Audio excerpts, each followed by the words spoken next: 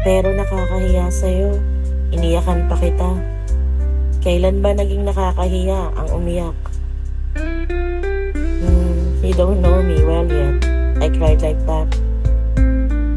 Well, it is better to cry to a stranger. Kasi no judgment, just assumption.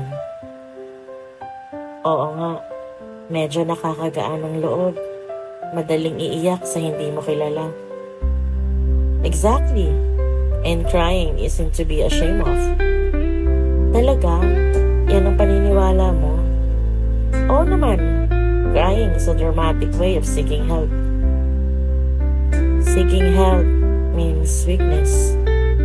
No, seeking help is being brave. It means you don't want to give up. Give up. Naisip ko yan 3 months ago. And yet you're here.